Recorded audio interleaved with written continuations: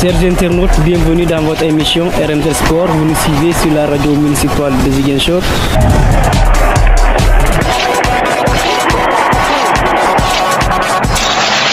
Bienvenue dans votre émission RMZ Sport. Vous nous suivez sur la radio municipale de Ziguinchor. Et nous avons aujourd'hui le plaisir de recevoir le doyen Ignace Ndeye de la radio Sud FM. Il est par ailleurs journaliste sportif et président de l'Association nationale de la presse sportive, section Ziguinchor. Bonjour doyen et merci d'avoir accepté notre invitation. Bonjour Olivier et merci également d'être là avec vos internautes sur votre site et votre radio RMZ. Doyen, votre histoire avec le journalisme. Bon, écoutez, l'histoire c'est difficile à décrire par la personne elle-même. C'est vrai qu'un autre aurait pu mieux décrire cette histoire, sinon je vais obligé de faire une biographie qui peut-être ne sera pas exhaustive, mais disons, ma relation avec le journalisme sportif, ça trouve en tout cas son soubassement au football, au sport même, puisque j'ai été joueur quand même si je n'ai pas été professionnel ou international. Vous savez, on a joué au football très jeune et puis on a aimé le football. Et depuis lors, avec bien sûr la presse, des doyens comme Abdoulaye Diaw, Majib Sen, des doyens comme Doudou Diène, etc., à les écouter à la radio, souvent, combiné à cette passion du sport, finalement on a embrassé cette presse sportive. Okay. C'est une passion pour vous? Oui, une passion, hein. C'est plus qu'une passion parce que c'est quelque chose qu'on aime au fond du cœur, qu'on a pratiqué, qu'on connaît bien et qu'aujourd'hui on essaie d'extérioriser à travers la pratique du journalisme sportif. Okay. Doyen, vous avez eu à couvrir pas mal d'activités, de compétitions africaines, la Coupe d'Afrique des Nations. C'est une expérience que vous avez eu à acquérir durant toutes ces années. Aujourd'hui, si vous avez un message avant d'entrer dans le vif sujet aux jeunes qui ont envie quand même d'embrasser ce métier. Oui, écoutez, vous savez, couvrir un événement sportif, c'est vrai, c'est passionnant, c'est alléchant, mais couvrir en tout cas un événement sportif international, c'est encore beaucoup plus alléchant. Vous le disiez tout à l'heure, j'ai eu à couvrir, pas moins, aujourd'hui je vais comptabiliser pratiquement 8 à 9 CAN, plus une Coupe du Monde, etc., plus en tout cas des voyages par l'extérieur.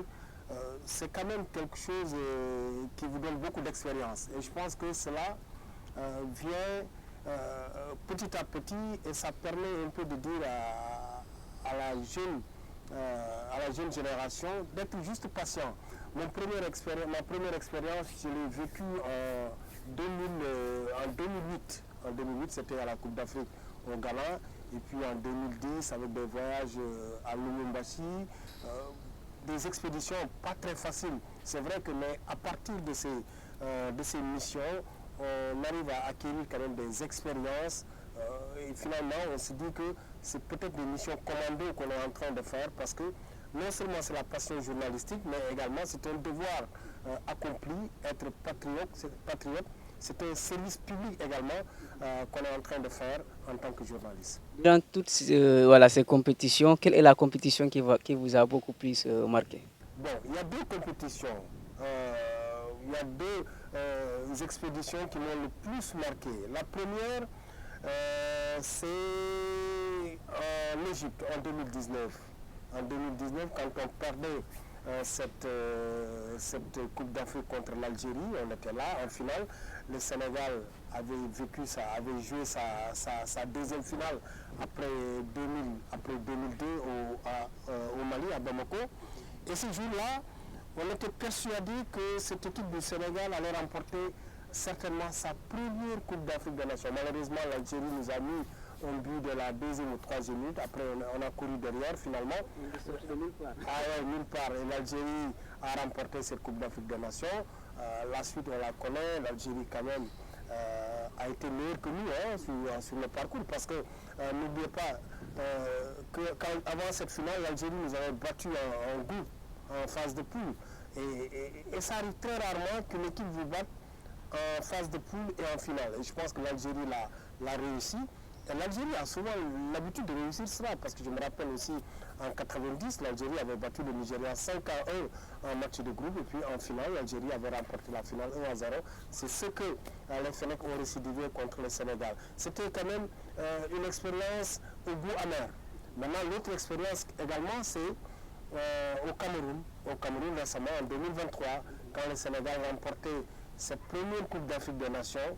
Et ce jour-là, on se dit, maintenant, on a peut-être accompli une mission. Moi-même, je me suis dit, c'est fini, hein, même si je ne veux plus couvrir une compétition avec le Sénégal, c'est déjà bon, parce qu'on a tellement couru derrière ce trophée continental que quand on l'a remporté en 2023 au Cameroun, on a poussé un ouf de soulagement. On s'est dit, enfin, le Sénégal a remporté.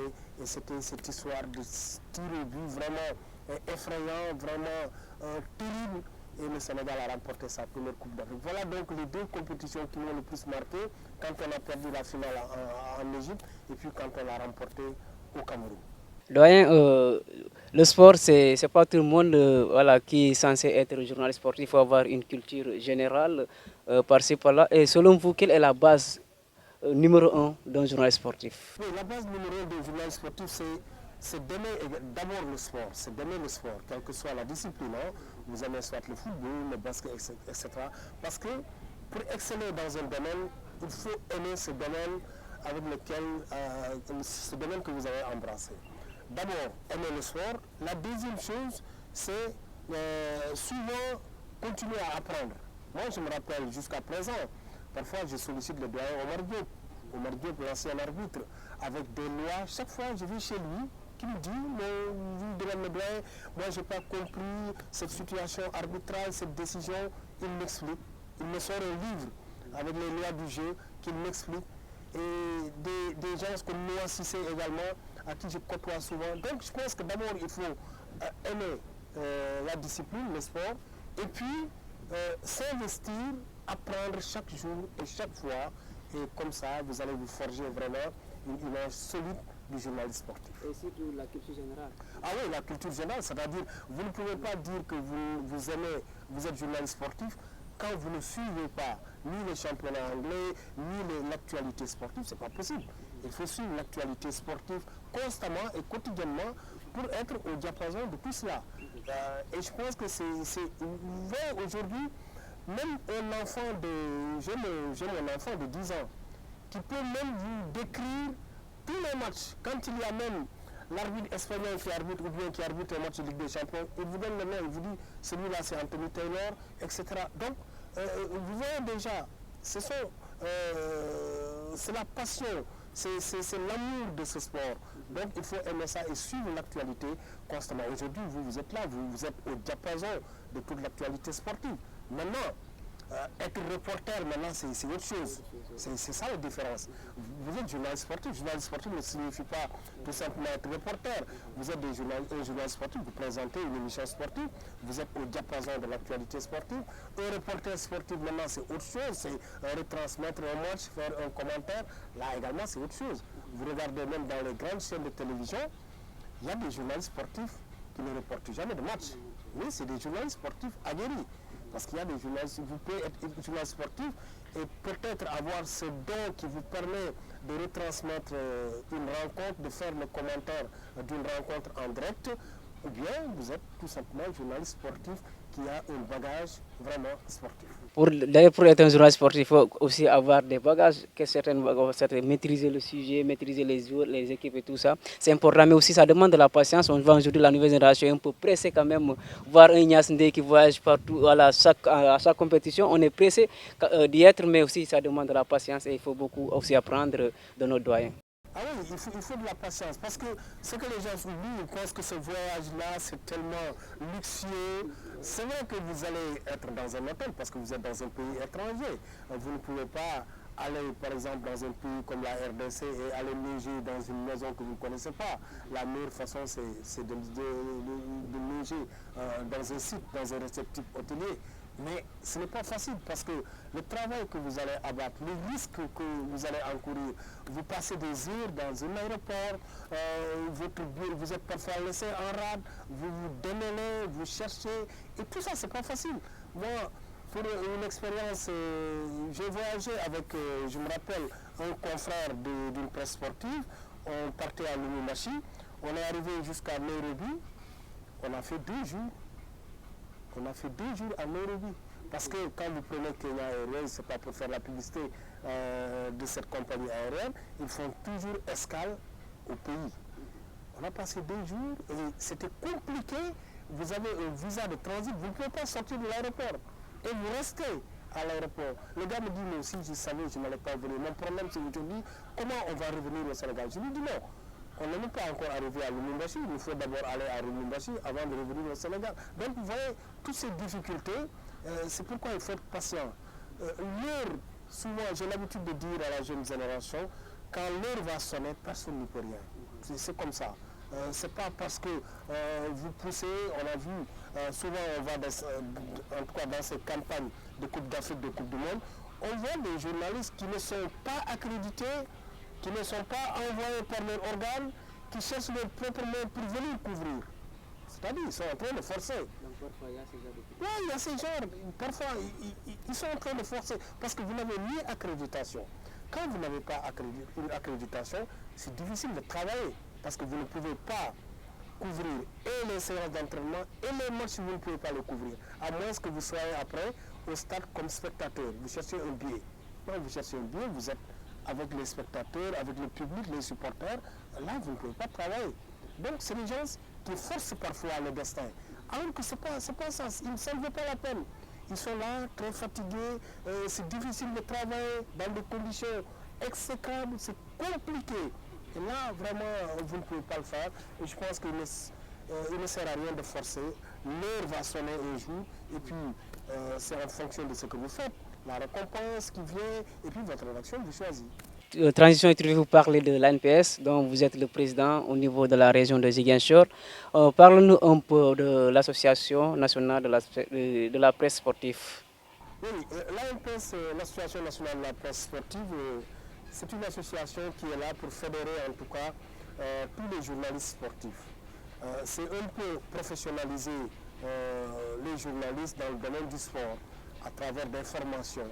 C'est vrai qu'à Ziguinchor, nous, on a tardé à installer l'antenne. Vous-même, vous étiez là-bas quand on a installé l'antenne. C'était pour avoir au moins un point focal au niveau de Ziguinchor. Mais l'ANPS a toujours existé. Et aujourd'hui, l'émission de l'ANPS, c'est un peu valoriser le sport sénégalais. C'est ça l'objectif. C'est-à-dire, si nous, on est dans la région, peut-être on le fera un jour, essayer de valoriser les sportifs de la région. C'est ça notre objectif au niveau de l'antenne de Ziguinchor. Et ensuite, à travers des formations, essayer d'outiller ces journalistes à travers des mécanismes, des stratégies pour mieux faire le travail de reporters sportifs, de journalistes sportifs. Et ensuite, notre mission et objectif, c'est un peu de faire le link entre les journalistes sportifs et les instances sportives. Vous savez, ici, il y a la Ligue de football, il y a les associations de Naotal. C'est pour un peu fluidifier ça. Vous n'êtes pas sans savoir parfois que les journalistes sportifs éprouvent des difficultés pour entrer au stade. Vous entrez au stade, le gars vous dit, où est votre carte? Vous lui donnez la carte, il vous dit non, aujourd'hui, on nous a dit que tout le monde paye. Ça arrive souvent. Mais je pense qu'à travers cette association, à travers cette composante sportive, ça permet de fluidifier les rapports. Ça permet de faire une cohésion sociale. Et ensuite, nous avons le rôle de valoriser nos sportifs. L'ANPS, je me rappelle, l'ANPS au niveau national a souvent organisé des galas pour valoriser des sportifs, les meilleurs sportifs, les meilleurs joueurs de l'année, etc. Comme le font certaines instances. Nous également ici au niveau des Ziguinchor, on le fera. Il nous faut valoriser le Casa Sport est là, c'est une équipe qui regorge de talent. Certainement il y aura un moment où un joueur va sortir du lot et peut-être l'ANPS, l'antenne des Ziguinchor, va saisir l'opportunité peut-être de le récompenser.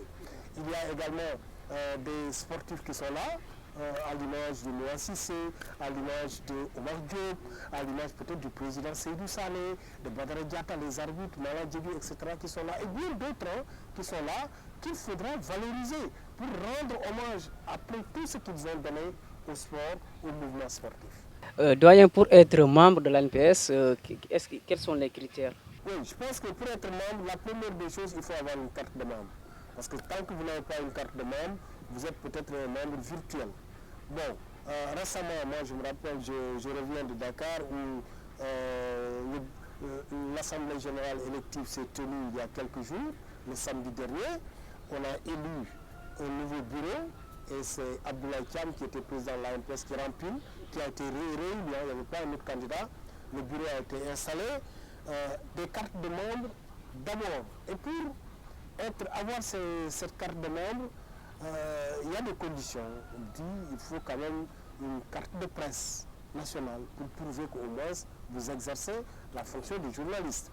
Il faut également une attestation d'une école reconnue par l'État de journalisme, etc. Et il faut une cotisation de 15 000 francs, les 10 000 francs qui vont vers l'ANPS pour la cotisation, et puis les 5 000 francs qui vont pour la confection de la carte. Et puis je pense que c'est ça pour avoir une carte. Et je pense que déjà on commence à s'organiser au niveau de l'antenne de Ziguinchor. Il y a déjà des sollicitations pour essayer de réunir tout cela et puis on l'envoie. Mais je pense que ce n'est pas compliqué d'être membre de l'ANPS. Il suffit, parce que nous on se connaît ici, hein, ceux qui sont dans le mouvement sportif, ceux qui sont dans les stades, et aussi bien les journalistes, les techniciens, les caméramans, ils peuvent tous être membres de l'ANPS parce qu'ils travaillent dans le sport. Et je pense que ça, ce n'est pas compliqué. Voilà les conditions qu'il faut réunir. D'abord, avoir la carte. Faire tout pour avoir la carte de membre de l'ANPS. Après le reste, on verra. Doyen, on sait que le bureau vient tout juste d'être installé. Est-ce que déjà, en tant que président, vous avez un plan d'action? Oui, le plan d'action, vous l'avez dit, hein, on a installé le bureau il n'y a pas 2 semaines. Je pense que c'est juste 10 jours. Il nous faudra revenir avec le bureau pour dégager un plan d'action. Parce qu'un plan d'action, c'est les membres du bureau qui vont essayer de dégager ça, tout le monde ensemble, pour voir la feuille de route qu'il faudra mettre en place, peut-être pour travailler. Et je pense que cela ne saurait tarder. Il y avait quelques impératifs, quelques exigences par-ci, par-là, mais je pense que peut-être d'ici la semaine prochaine, on va convoquer une réunion pour dégager une feuille de route pour permettre, à partir de laquelle, de cette feuille de route, on va essayer de travailler et de diriger cette mission. Doyen, vous l'avez dit, hein, on est là pour quand même booster le football au niveau local. Il y a pas mal de clubs, mais parfois les journalistes rencontrent certains problèmes, surtout le droit de transmission des matchs. Quel est aujourd'hui le rôle que doit jouer l'ANPS? Oui, justement, je pense que c'est pour cela d'ailleurs qu'il faut adhérer à l'ANPS. Section Ziguinchor ou bien un peu partout. Parce que, vous savez, le football est en train de prendre une dimension beaucoup plus professionnelle, avec des exigences financières. Aujourd'hui, en Europe, vous ne pouvez pas retransmettre un match comme ça, venir RMZ ou bien Sud FM, venir au stade, retransmettre le match et rentrer. Non, ce n'est pas possible. Il faut payer des droits. Vous voyez déjà, même au niveau de la Coupe d'Afrique, des compétitions africaines, vous avez l'accréditation, mais si vous n'avez pas les droits de retransmission, vous ne pouvez pas retransmettre le match. À moins que vous ayez les droits qui peuvent être cédés par quelqu'un qui a acquis les droits au niveau régional ou bien sous-régional. C'est comme ça. Mais sinon, vous ne pouvez pas. En Coupe d'Afrique, vous avez votre caméra, vous êtes en haut, le match démarre. Si vous n'avez pas les droits, vous ne pouvez pas prendre des images. Peut-être à la fin du match. Voilà. Donc, je pense que au niveau de l'ANPS, on est en train de travailler sur, en tout cas, cette cohésion, sur cette compréhension. Parce que l'ANPS est une frange très importante du football. Sans les journalistes sportifs, ce football-là ne peut pas être vulgarisé. Il ne peut pas y avoir de promotion de football s'il n'y a pas de journalistes sportifs, s'il n'y a pas d'ANPS. Par exemple, le Casa Sport qui nous dit, je donne un exemple, hein, ce n'est peut-être pas ça, qui nous dit, maintenant vous ne pouvez pas retransmettre les matchs du Casa Sport parce qu'il faut payer, il faut ceci, il faut ceci. Mais si le journal, tout le monde reste chez lui, personne ne saura ce qui se passe au stade.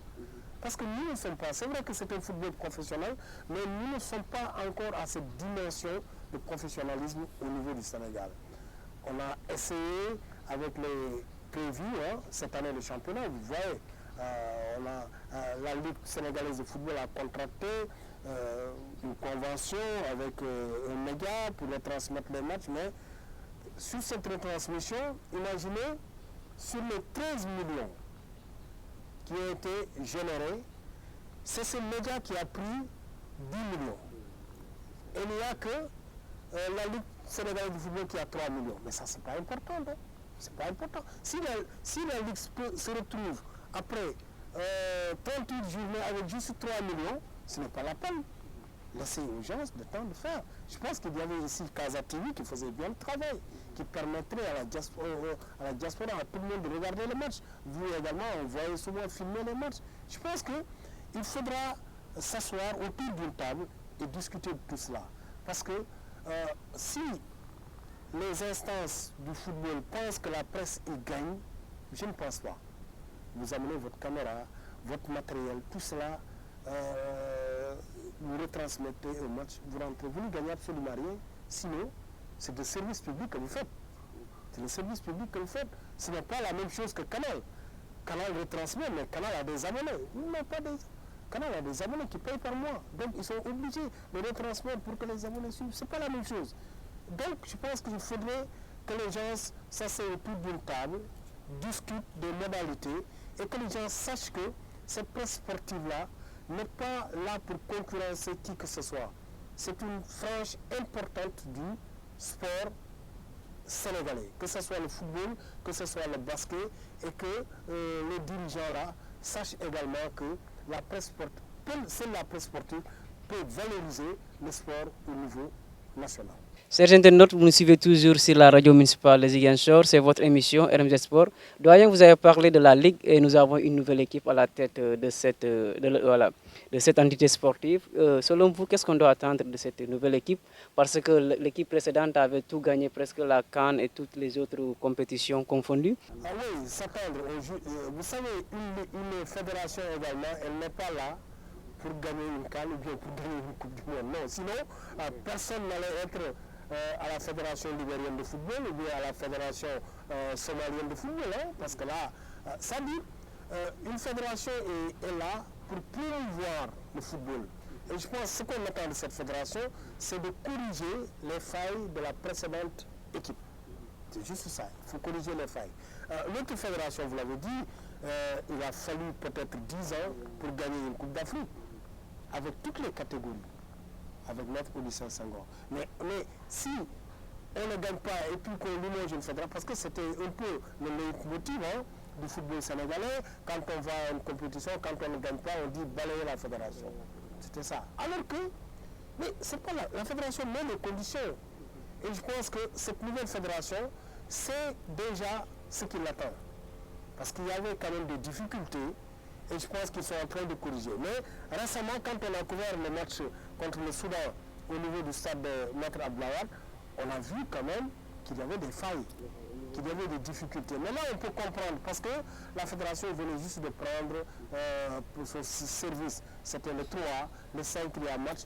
On peut être indulgent par rapport à ça. Mais là, il faudra corriger parce que c'est des choses qui ternissent également l'image du football. Et je pense que ceux qui sont au niveau de cette fédération savent, ce sont des gens qui sont dans le milieu sportif. Quand vous prenez le président, il est président d'un club, je pense que c'est à Diourbel. Il est également président de la Ligue de Diourbel. J'avais l'habitude de dire à quelqu'un, il ne s'agit pas d'être le président du plus grand club du Sénégal pour être président de la fédération. Ça n'a rien à voir. Aujourd'hui, Driss Diallo, il est président, vous ne connaissez pas son club. Vous ne connaissez pas? Vous avez le président de la FIFA, c'est qui? Gianni Infantino. Est-ce que vous connaissez son club ensuite? Il a un club, mais vous ne connaissez pas, donc ce n'est pas important. C'est pourquoi j'étais de ceux-là qui disaient, il ne suffit pas d'avoir un grand club pour être un président de fédération. Parce que le président de la fédération ivoirienne de club, il a un club. Mais vous ne pouvez pas me dire quel est son club. Infantino, vous ne pouvez pas me dire quel est son club. Le président de la fédération française, vous ne pouvez pas me dire quel est son... Et pourtant, il est président. Donc ça n'a rien à voir. Le problème, c'est d'avoir une équipe qui travaille de façon homogène, avec beaucoup de symbiose et de tact pour faire marcher le football. Et je pense qu'aujourd'hui, on a un football qui a atteint un niveau où il ne faut plus tomber. Vous voyez le classement FIFA, il s'est sorti il y a quelques jours, on est toujours deuxième. Oui, il faut maintenir ce cap. Si on ne peut pas être premier, qu'on soit toujours deuxième. Au moins, mais qu'on prenne le rêne du football et qu'on se retrouve un jour 80e ou bien 15e du football africain, ça veut dire que ça ne va pas. Une fédération, c'est pour faire la promotion, aider également les clubs. Je pense que cette fédération déjà l'a compris, en aidant le Giraffe, et je pense que c'est Tengue FC ou Génération qui doivent aller dans les compétitions interclubs, en octroyant 25 millions au Giraffe pour aller là-bas. Je pense que c'est ça.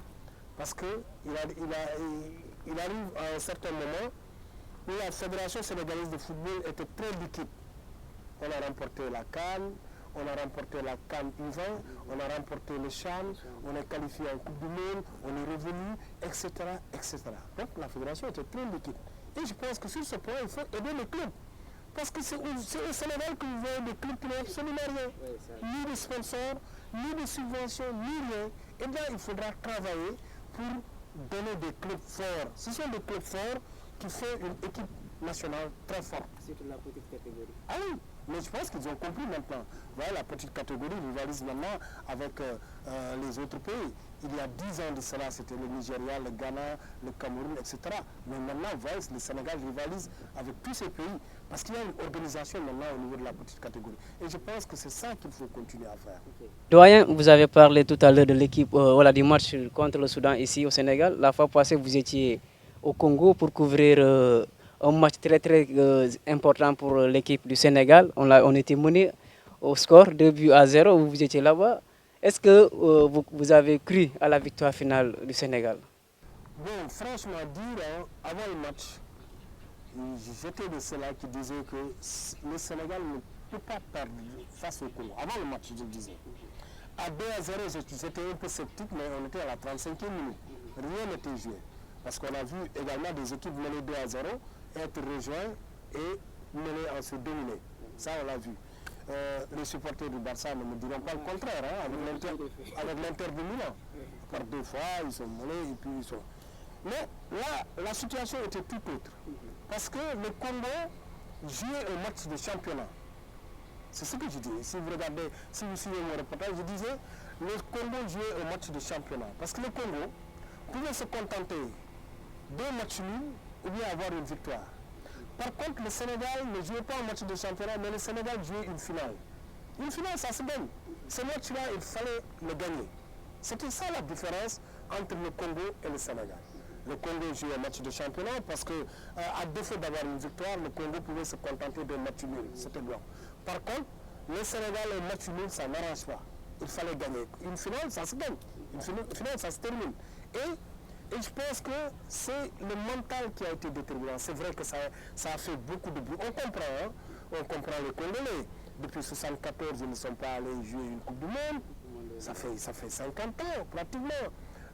Ils avaient une opportunité qui était là, faire match nul avec le Sénégal et puis gérer les 2 matchs qui restent et aller en Coupe du Monde. On comprend l'engouement, on comprend cette effervescence sportive qui était à Kinshasa un peu partout. Mais ce que les Congolais ont peut-être oublié, c'est que le match dure 90 minutes. Ils ont mené 2-1. Et puis, j'ai dit à quelqu'un, le Congo a perdu 3 scénarios. 3 scénarios. Ils ont perdu la victoire qu'ils cherchaient. Ils ont perdu le match nul qu'ils pouvaient avoir pour continuer.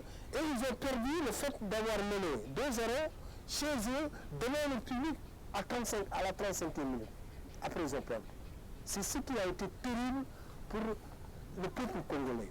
Et je pense que les Sénégalais ont démontré que le match, une finale, on la joue et on la gagne. Et ils l'ont fait.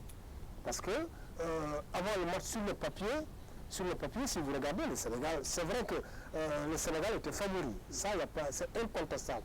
Parce que nous qui suivons l'actualité des joueurs aussi bien sénégalais que congolais, on se dit que les Congolais, la majeure partie des joueurs congolais, c'est les joueurs de seconde qui jouent en seconde zone. Si vous regardez, il y avait que Wan Bissaka qui joue actuellement. Le portier Dimitri Berthaud, il est à Montpellier, il ne joue plus. Bakambu, mais même Bakambu, il est indésirable à Séville, à Betis. À Betis, on lui a dit, allez-y, il ne joue plus à Betis. Il est indésirable pratiquement. Donc, mais quand même, c'est un buteur. Mais quand vous prenez les joueurs sénégalais, vous les prenez de façon intrinsèque. C'est des joueurs qui ont débuté le championnat, qui jouent le championnat régulièrement. Par contre, au niveau du Congo, il y avait 6 à 7 joueurs qui ne jouaient plus. Bakambu, Berthaud, Montoussami, etc. C'est des joueurs, même Eliat Machak, c'est des joueurs qui jouent dans des championnats relégués en second plan. Donc, et quand vous êtes en face maintenant des joueurs qui jouent régulièrement, comme Pape Sarr, qui a remporté la Super Coupe avec Tottenham, vous jouez contre Edouard Mendy qui joue, Sadio Mandé qui joue, Koulibaly qui joue, mais là tout le monde joue. Il n'y a que Crépin peut-être qui n'est pas encore dans le bain. Mais si vous prenez sur les 11, Crépin qui n'est pas... Mais sinon, tout le reste, c'est des joueurs qui jouent dans de grands championnats. Et là, vous menez 2-0, vous pensez que c'est fini. Parce que quand vous regardez les Congolais, à 2-0, vous les regardez, ils vous disent qu'on va vous tuer aujourd'hui. Vous êtes maîtrisable. Ah, vous êtes maîtrisable. Bon, on s'est dit d'accord. Je disais à quelqu'un, si le Sénégal parvient à réduire le score avant la mi-temps, ça va être compliqué pour les Congolais. Heureusement que les Lions l'ont fait. Ils ont réduit le score. Et en deuxième mi-temps, et ensuite les Congolais n'avaient pas 70 minutes dans les jambes. Ça aussi, il ne faut pas l'oublier. En première mi-temps, on est certes mené, mais le Sénégal avait la possession, 62%. Pour une équipe qui est menée, qui a une possession de 62% devant un public congolais excité. Et finalement, c'est eux qui ont été maîtrisables. Voilà. Et aussi, il faut aussi saluer le travail de Pape Thiaw, qui est en train de gagner le cœur des Sénégalais. Oui, mais je pense que Pape Thiaw a la chance de faire dans la continuité. Et puis, il a osé aussi. Je ne suis pas sûr que si Aliou Cissé était là, le jeune Cheikh Tidiane Sabaly allait jouer. Je ne suis pas sûr. Parce qu'Aliou, il a ses certitudes. Mais vous savez, dans ce genre de match, des gens qui vous sortent la clé, souvent c'est des gens qui sortent de nulle part. On a vu contre l'Angleterre, c'est Cheikh Tidiane Sabaly qui a mis le but KO à l'anglais. Aujourd'hui, c'est des joueurs comme Cheikh Tidiane Sabaly. À un certain moment, on avait convoqué, vous vous rappelez, Christian Sagnan, je pense, Richard Sagnan. C'est des joueurs comme ça, quand vous les mettez, parce que c'est des joueurs qui sont capables de vous chercher la clé. Mais je pense que Pape Thiaw aussi a osé. Et la seule différence entre Pape Thiaw et Aliou Cissé, c'est que Pape Thiaw, il est attentiste. Il écoute également. Aliou Cissé, il écoute, mais Aliou Cissé, parfois, il a ses certitudes. Ce n'est pas son problème. Mais je pense que Pape Thiaw a compris que Habib Diarra ne pouvait pas continuer à jouer en latéral. Ce n'est pas possible. Alors que dans son club, il joue milieu de terrain. Quand Pape Thiaw a utilisé milieu de terrain, ce jour-là, il a marqué 2 buts. Pape Thiaw a compris également que Iliman Ndiaye a un potentiel énorme qu'il faut laisser sur le terrain. Mais il faut quand même renouveler, oser et prendre des risques. Et je pense que Pape Thiaw l'a pris et le résultat, on le voit. D'ailleurs, Nicolas Jackson, il était critiqué, mais il a eu la chance de marquer quand même. Non, Nicolas Jackson, il doit être critiqué parce qu'un joueur qui est critiqué, à l'image de Nicolas Jackson comme Sadio Mané, ce n'est pas parce que c'est un joueur qui ne connaît rien, c'est parce que les gens comptent sur lui. Nicolas, son problème, c'est qu'en équipe nationale, depuis pratiquement 1 an, Nicolas ne s'impose pas. C'est ça aussi. Nicolas ne s'impose pas en équipe nationale. Et en équipe nationale, on ne vient pas pour apprendre. On vient pour s'imposer, pour confirmer ce dont on a réalisé en club. Et je pense que c'est ça aussi le problème de Nicolas. Mais heureusement, sur ce match, il nous a mis la balle de l'égalisation qui a survolté peut-être les Sénégalais. Et je pense que c'est ça qu'on lui demande. C'est un attaquant, moi je suis de ceux-là qui pense qu'un attaquant, il faut marquer des buts.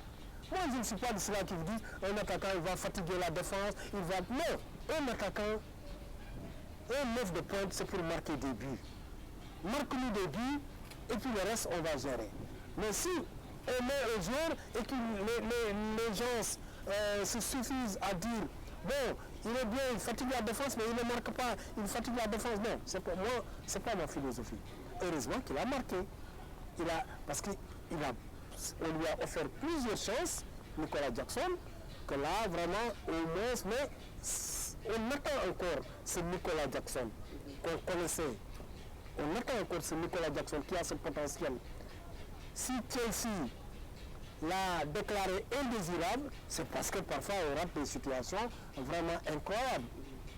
Il rate des situations incroyables. Mais s'il marquait comme les autres marquaient des buts à l'appel, comme ça, je pense que Chelsea ne l'aurait jamais déclaré personnel non grata. Mais je pense qu'il reste un grand joueur. À l'équipe nationale, il doit confirmer aussi. Il y a certains, on va parler de Nyancho Sadio Mane, il y a certains qui disent qu'il ne peut plus jouer 90 minutes. En tant que journaliste sportif, est-ce que vous partagez? Ah oui, non, ça c'est incontestable. Sadio Mane ne peut plus jouer 90 minutes. Bon, il peut le jouer, hein, mais à l'équipe nationale sénégalaise, si on dit qu'il ne peut plus jouer 90 minutes, c'est qu'il commence à prendre de l'âge. Ça aussi, il faut l'accepter. Sadio lui-même le sait. À un certain moment, un joueur, il a ses potentiels qui diminuent. Vous voyez le match contre le Soudan et le match contre la RDC, ce n'est pas ce Sadio percutant que vous avez vu il y a 3 ans, qui faisait de la cushion, qui prenait le ballon, qui courait, etc. Ce n'est plus ça. Mais c'est normal pour un joueur. Si on dit qu'il ne peut plus jouer 90, mais Sadio doit rester dans cette équipe. Il doit rester dans cette équipe. Parce que si vous regardez même la configuration, la physionomie du match contre la RDC, sur le but de Limandjaï, c'est lui qui a amené 2 joueurs. Et ceux qui étaient tous au niveau de Kinshasa peuvent le témoigner. Quand vous arrivez à Kinshasa, le premier joueur qu'on vous demande, c'est Sadio Mane. Même les Congolais, les Léopards, leur plan c'était Sadio. Mais ils avaient oublié qu'à côté, il y avait peut-être des Liman Ndiaye, mais pas Matar Sarr, etc. Mais le plan c'était Sadio. Maintenant, Sadio peut-être à 70 minutes dans les jambes. Moi, des joueurs comme ça, vous les mettez, mais à un certain moment, vous les sortez. On est d'accord. Et je pense que Papia l'a fait. À la 80e minute, il l'a sorti. 70e, je ne sais plus. Il l'a sorti. Parce qu'il n'a plus 90 minutes là. Ce n'est plus ce Sadio Mane qui avait 23 ans. Et puis ça, c'est normal. Parce qu'il reçoit des coups, il tombe, il est attaquant. Il n'est pas défenseur. Il n'est pas gardien. Un gardien, on peut comprendre, il peut jusqu'à 42 ans être dans ses buts. Il n'y a pas de problème. Sauf des contacts extraordinaires. Mais Sadio, il est attaquant. Il est ciblé, 2 à 3 jours, ils sont sur lui, il tombe, etc. À un certain moment, il est fatigué parce qu'il n'a plus cet âge. Il n'a plus cet âge. Mais quant à dire non, Sadio ne doit plus, non. Je pense que les Sénégalais aussi oublient. On fait vieillir les joueurs là très vite aussi. On fait les vieillir très vite. Sadio a toujours ce potentiel. Il a au moins 60 minutes dans les jambes. Surtout dans les vestiaires aussi. Non, même si ce ne sont pas dans les vestiaires. Mais Sadio sur le terrain, il a 60 minutes au moins. Au moins, il a une mi-temps. Mais quand vous avez un joueur comme ça, techniquement, il est bien inspiré. Également, je pense que vous ne pouvez pas vous passer de ce joueur. Doyen, ce match, il y avait beaucoup de tensions. Hein. Les gens craignaient la sécurité des joueurs, des journalistes, des supporters. Comment vous avez vécu tout cela? Oui, c'est normal aussi. C'est normal. Mais à la seule différence, parce que le Sénégal a fait la même chose avec la Côte d'Ivoire ici. À la seule différence qu'au Sénégal, en 2000, je ne me rappelle plus qu'avec la Côte d'Ivoire, avec le coup franc de Didier Drogba, ce sont les supporters qui étaient mécontents. On n'a ni attaqué Drogba, on n'a ni attaqué les joueurs ivoiriens, personne. On était mécontents de nous-mêmes et de l'arbitre. C'était fini. Mais là-bas, c'était toute autre chose. Les Congolais, le problème, c'est qu'après, ils étaient tellement excités, vindicatifs, qu'ils ont oublié que ce n'est pas le Sénégal. Le Sénégal était venu pour gagner. Ce n'est pas une équipe qui était venue pour faire match nul. Eux, ils devaient savoir que le Sénégal était venu pour gagner ce match. Maintenant, eux, ils ont eu des opportunités, ils l'ont perdu. Ils devaient s'en prendre à leurs propres joueurs, pas au Sénégal, etc. Parce que ils ont oublié, vous voyez, même les supporters sénégalais, ils viennent avant le match, on vous dit vous n'entrez pas. Vous n'entrez pas parce que vous n'avez plus de place, etc. Mais ce ne sont pas les supporters qui jouent. Certains supporters ne sont pas entrés. Mais est-ce que, avec 5 000 spectateurs dans le stade, ils ont réussi à battre le Sénégal? Non, ils n'ont pas battu. Donc, je pense que ces comportements également, la FIFA doit les réprimander. Et je pense que ce que les Congolais ont fait, ce qu'ils ont montré, c'est indigne du sport. Et je pense que ça également, il faudra que la FIFA, la CAF prenne ses responsabilités. Parce que pour rien, on a suspendu le SAP. Mais jusque-là, je n'ai pas encore entendu que le SAP de Martyrs a été suspendu. J'ai entendu une amende de 8 millions de dollars, mais pas de suspension. Mais là, il faudra sévir. Parce que casser les chaises, lancer des bouteilles dans lesquelles il y avait des urines, aux joueurs, aux supporters, ça c'est indigne. C'est indigne du sport. Je pense que c'est les actes qu'il faut réprimander. Et je pense que les instances du football doivent saisir cette occasion pour montrer un exemple. Parce que ça également, c'est de la façon dont ils traitent les gens. Ils oublient qu'un jour, ils vont venir peut-être au Sénégal. Il faut demander aux Égyptiens. Voilà. Quand ils ont fait ces histoires de laser, quand ils sont venus ici, c'est vrai que nous, au Sénégal, on prend le devant et puis on se dit qu'il ne sert à rien. Parce que vous faites des choses, après on vous suspend, c'est vous qui perdez. Donc c'est pas la peine. Le Sénégal, vous pouvez tout lui reprocher, sauf le fair play. Le Sénégal est fair play. Et le public sénégalais est fair play. Si les Sénégalais s'en sont pris ici contre la Côte d'Ivoire, c'était contre l'arbitre. Pas contre les Ivoiriens, parce que les Ivoiriens n'ont rien à voir. On leur a donné un coup franc, ils ont marqué ça, il n'y a pas de problème. Ils étaient venus pour gagner. Et je pense que les Congolais ont oublié que le Sénégal n'était pas venu en promenade ou en visite. Le Sénégal était venu pour gagner. Si on vous bat, il faut s'en prendre à vous-même. Et je pense que c'est ça la difficulté. Doyen, nous allons rester toujours pour parler des qualifications de la Coupe du Monde. Le Sénégal va jouer le 10 octobre face au Soudan et le 14 face à la Mauritanie. Deux matchs très importants. Très important, surtout le match du Soudan qu'il faudra gagner. Il faudra gagner le Soudan impérativement. Et ça, c'est le Soudan du Sud. Parce que les calculs, parce qu'on est devant, c'est vrai, avec 2 points. Le Congo est en embuscade derrière. Le Congo va aller à Lomé pour jouer le Togo. Bon, on imagine peut-être qu'ils vont s'en sortir. Ce qui peut ne pas être facile pour les Congolais. Mais l'essentiel, c'est de gagner. Vous gagnez, les Soudanais, le dernier match, vous avez 2 points d'avance. Même un match nul, si le Congo gagne, vous êtes qualifié. Parce que dès que vous êtes à égalité avec les Congolais, vous passez avec le goal average particulier, parce que vous avez battu le Congo. Ça, c'est indéniable. Et d'ailleurs, c'est ce que les Congolais sont en train d'oublier. Ils oublient que quand vous êtes à égalité de points, c'est le goal average particulier qui prime. Donc vous passez. Donc, au Sénégal, de négocier le match du Soudan, parce que à Djiba, ce ne sera pas facile également. Le Congo, c'est vrai, aller là-bas, il a gagné 3-0. Mais bon, c'est des équipes qui sont éliminées depuis, mais qui seront difficiles à jouer. Il faut gagner. Donc il reste 2 matchs. Et les Lions, je pense que sont très concentrés. D'ailleurs, c'est ce qui m'a beaucoup plus plu sur la psychologie des Lions. Quand on a battu le Soudan ici, avant le Soudan, les gens disaient non, le match c'est Sénégal, RDC. J'ai rencontré quelques gens qui me disent, nous on se concentre d'abord sur le Soudan. Il faut d'abord gagner le Soudan pour prétendre aller à Kinshasa. Et je pense qu'il reste 2 matchs. Ce sera contre le Soudan. Et puis, si on gagne le Soudan et que la RDC fasse un faux pas à Lomé, je pense que le match contre la Mauritanie sera un match de gala. Peut-être on va couronner tout cela. Mais si on gagne et que la RDC gagne, il faudra attendre maintenant. Le dernier match, essayer de négocier la Mauritanie, parce que ce sera un derby également sous-régional. La Mauritanie, on l'a battu, on se rappelle le match aller, assez difficilement. Et je pense que des équipes comme ça vont jouer le football, parce qu'également c'est le fair play. Ils ne vont pas venir ici en victime expiatoire. Donc il faudra gérer ces 2 matchs. Il nous reste 2 matchs. Le Sénégal est en bonne position. Gérer ces 2 matchs et puis retrouver la Coupe du Monde. Doyen, avant de parler de la Ligue des Champions, nous allons aussi parler un peu du club Fagnon du Sud, le Casport, dont vous avez l'habitude de suivre de près la saison du Casport. La saison, c'est une saison, vous savez, qui ressemble à la précédente saison, qui ressemble, elle, à la précédente, etc. Et ça commence à être un peu de trop pour une équipe comme le Casa, qui, au lieu de jouer le grand rôle, se contente de jouer les maintiens depuis quelques années. C'est ce qui est malheureux. On se rappelle du dernier match à Akonda. Ah oui, c'est malheureux. Parce que c'est une équipe du Casa qui doit également revoir sa stratégie. On nous a conviés à un atelier ici pour voir comment faire pour que le club avance. Mais j'ai l'impression que tout cela est rangé dans le tiroir.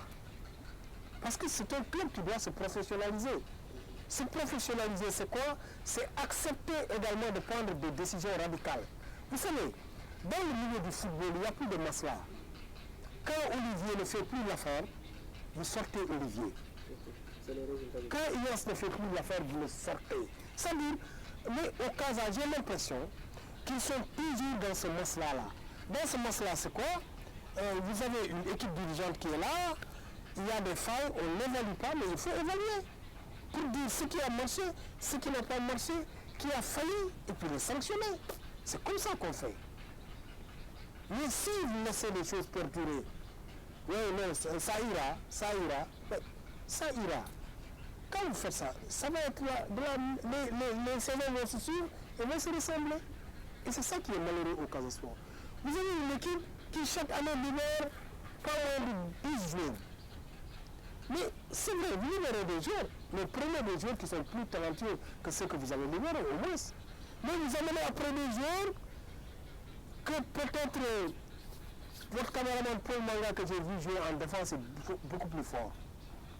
Des joueurs qui vraiment, techniquement, et peut-être physiquement ils sont bons, mais techniquement ils n'ont rien. Le football c'est physique et technique. Et c'est ça le mal du Casa. Cette année, ils nous disent, l'année dernière on pensait qu'ils allaient prendre la leçon. Malheureusement, ils sont tombés dans le même travers. Vous voyez, c'est dans les dernières journées qu'ils se sont sauvés. En battant le Djaraf, après, bon, ils se sont relevés. Mais au début, c'était compliqué. Mais je pense que ce genre de situation, il faut les balayer. Il faut balayer ces genres de situations.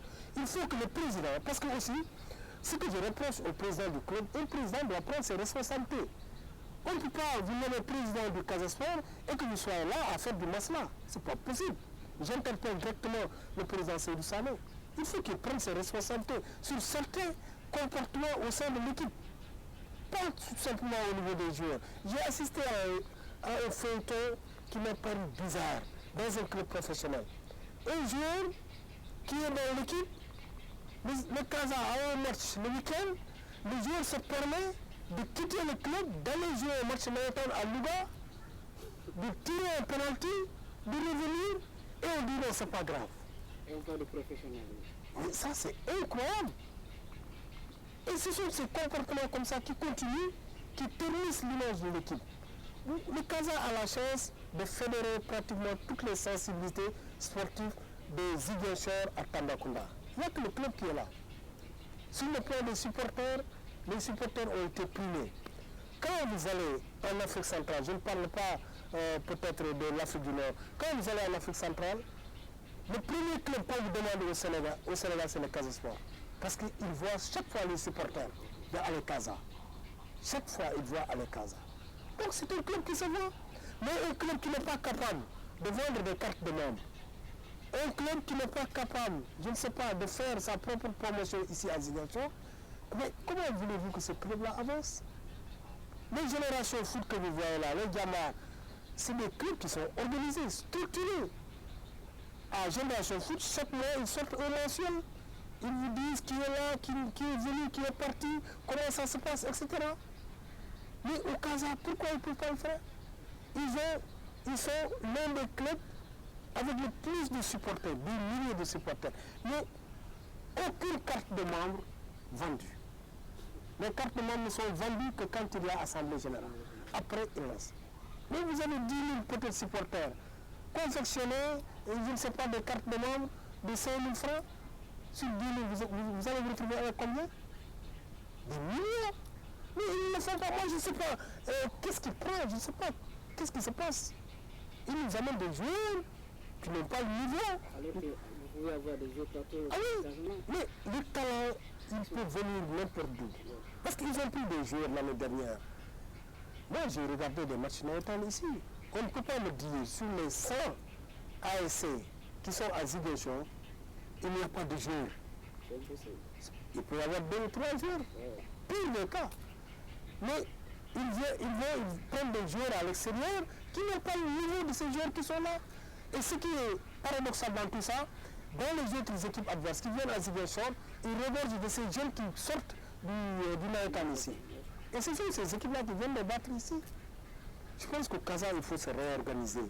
Il faut se départir des anciennes pratiques du football amateur. C'est dire que nous sommes une équipe professionnelle.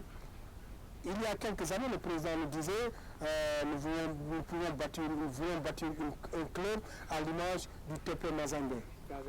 Casa Vision 30, 2030. 2030. Mais 2030, c'est bientôt. C'est bientôt, il reste 4 ans. 4 ans, il reste. Mais Lumumbashi, quand vous venez le TP Mazembe, vous allez à Lumumbashi. C'est une province, il y a que le TP. Mais tout est bien organisé. Mais maintenant, au Sénégal, le football, pourquoi les joueurs également veulent sortir? Parce qu'ils n'ont rien ici. Dites-moi ici au Sénégal, quel est le joueur dans une équipe que vous avez vu aller aux entraînements avec un véhicule? Il n'y en a pas. Il n'y a même pas de vélo. Il n'y a même pas de vélo. Mais tant qu'il n'y a pas, au TP Mazembe, moi je l'ai vu, quand on était là-bas en 2010, je l'ai vu les Poutou qui allaient aux entraînements avec leur propre véhicule. Ils sortaient du camp, ils allaient avec leur propre véhicule. Poutou a été courtisé par Chelsea, je me rappelle très bien. Il a préféré rester au TP. Parce que Chelsea, ils avaient un statut, je ne sais pas, de stagiaire. Il se disait, vaut mieux que je reste au pays, chez moi, à Lumumbashi, avoir ce que je dois avoir avec le président Moïse Katumbi. Des joueurs qui partaient à l'entraînement avec des moyens. Tu vois, un jour, tu le respectes. Aujourd'hui, les joueurs professionnels que vous respectez, ça demande Nicolas Jackson. Mais regardez quand vous voyez dans le club. Mais ici au Sénégal, ils vont aux entraînements. Si ce n'est pas le quart de l'équipe du club qui l'amène, il va marcher. Il vient prendre une moto Jakarta. Mais tant qu'on continue dans ça, on se dit qu'il y a problème. Et l'équipe aussi, le Casa a joué cette année sans sponsor. Sans sponsor. Ce qui est terrible. Le seul sponsor, c'était la Casamançaise, je me rappelle. C'est vrai qu'ils vous disent qu'ils avaient un sponsor avec la Pix, après le contrat a été rompu, etc. etc. Mais le Casa, son service marketing, mais allez faire de la prospection, chercher des sponsors. Quand vous regardez Tongue FC, mais le nom du Casa Sport, il n'y a que la Casamançaise là-bas. Et combien ils gagnent avec la Casamançaise, je ne suis pas sûr qu'ils gagnent des millions. Mais allez chercher des sponsors. Mais maintenant, ça dit pour que les sponsors viennent aussi, il faut que vous faites des résultats. Mais si vous êtes là à vous accrocher sur cette pente de ne pas descendre, le sponsor aussi ne met pas son argent. Et je pense que ça aussi, il faudra corriger tout cela. Mais je dis tout cela, c'est la faute des dirigeants du Casa Sport. Si l'équipe ne marche pas, ce sont les dirigeants du Casa Sport. Et en premier, le président Seydou Sané. C'est lui le président. C'est lui qu'on a élu avec le comité directeur. C'est lui après qui va rendre compte. Donc c'est à lui d'être beaucoup plus exigeant. Parce que je crois savoir, les joueurs sont payés, il n'y a pas de retard de salaire. Les joueurs sont payés normalement, les regroupements se font normalement, les ventes se font normalement. Mais ce qui reste, c'est quoi? Ce sont les résultats. Ils me diraient non, l'équipe junior a remporté la Coupe du Sénégal, d'accord. Mais c'est comme si vous prenez le Sénégal, vous dites que l'équipe cadette a remporté la CAN et que l'équipe nationale ne se qualifie à aucune compétition. Vous pensez qu'ils vont tirer sur la fédération? Parce que ce qui importe, la vitrine, c'est l'équipe Fagnon, c'est le club du Casa Sport. Ce n'est pas la petite catégorie. La petite catégorie, c'est pour être un vivier du club. Donc il faut quand même changer de paradigme au niveau du Casa Sport, faire de telle sorte que le Casa retrouve son liste d'entrants.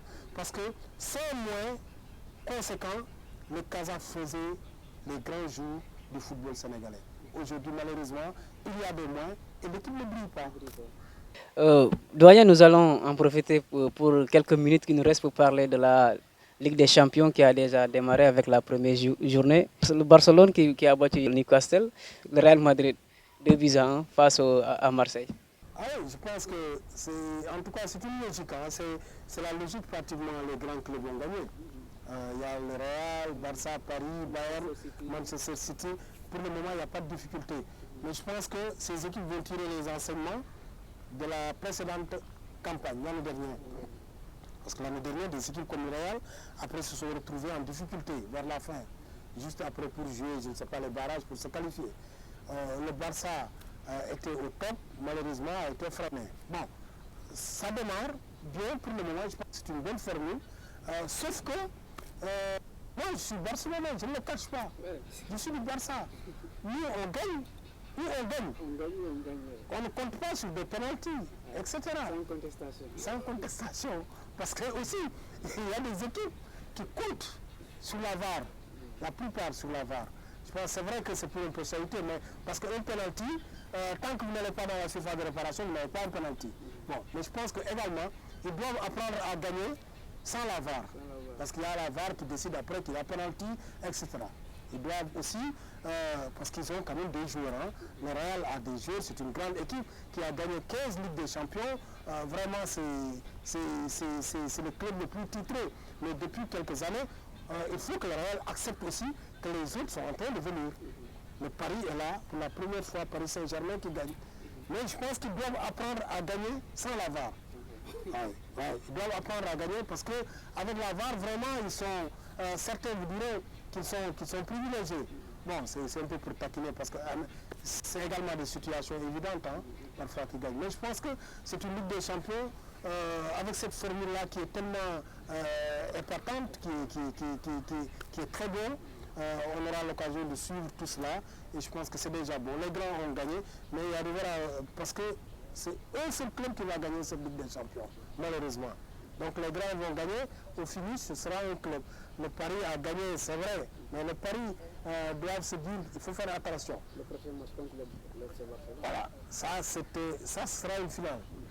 Paris-Barça, vraiment, ce sera un match très important. Mais je pense que sur la dynamique du Paris Saint-Germain, parce que le Paris est dans une dynamique vraiment extraordinaire, il faudra se méfier face à cette équipe-là qui est là, qui gagne, qui continue à gagner, qui a la confiance, qui a le moral, mais qui a également de bons joueurs. Hein, parce que le Paris joue maintenant sur des collectifs, bien huilés. Et face au Barça, on s'attend à un grand match, mais bon. Malheureusement pour eux, je le dis ici, ils vont perdre ce match-là. Doyen, le Ballon d'Or, qu'on dise Lamine Yamal, d'autres Rafinha et certains Lamine Yamal. Votre lecture? Oui, ma lecture sur le Ballon d'Or, je pense que s'il y a un joueur qui le mérite cette année, c'est Dembélé. Oui. Je suis barcelonais, j'aime beaucoup Lamine Yamal, mais malheureusement, c'est vrai qu'il n'a pas gagné la Ligue des Champions, il n'était pas à la Coupe du Monde des clubs. Tout ça combiné, ça donne beaucoup plus de chance à Dembélé. Et je pense que si Dembélé gagne le Ballon d'Or, c'est vrai que le Ballon d'Or de l'année dernière avec Rodrigo, ça a été un peu très polémique. Mais cette année, je pense que si Dembélé parvient à gagner ce Ballon d'Or, il n'y aura pas grand-chose à redire. Il aura amplement mérité. Il a été parmi les artisans du sacre du Paris Saint-Germain. Également, il a été champion de France, buteur également. Je pense que si les choses se passent normalement, peut-être il va gagner ce Ballon d'Or et peut-être Yamal pourra attendre la prochaine saison et puis être deuxième, etc. Merci Doyen, merci d'avoir accepté de passer ces quelques minutes avec nous pour parler du sport de manière générale. Merci à vous également Olivier, je vous encourage et puis je remercie toute la rédaction de RMZ avec vos internautes que je salue, du courage et puis c'est vrai que c'est pas facile, c'est comme ça mais ça ira. Mais également tous les encouragements à vous. Merci Doyen, et voilà, nous sommes aussi sur vos pas. Merci à vous chers internautes, merci de nous avoir suivis sur la radio municipale de Ziguinchor. C'était là votre émission RMZ Sport et nous avons eu le plaisir de recevoir le doyen journaliste sportif Ignace Ndeye de la radio Sud FM. Par ailleurs, il est le président de l'association nationale de la presse sportive de la région de Ziguinchor. Il a eu à se déplacer partout pour suivre cette équipe nationale du Sénégal lors des Coupes d'Afrique des Nations ou des matchs de qualification. Nous vous disons merci et on se donne rendez-vous très prochainement pour un autre numéro de votre émission RMZ Sport. Je remercie toute mon équipe, Paul Manga, Abdoulaye Djemé et Mané pour cette brillante préparation de l'émission. Nous vous donnons rendez-vous très prochainement. Chers internautes, bienvenue dans votre émission RMZ Sport. Vous nous suivez sur la radio municipale de Ziguinchor.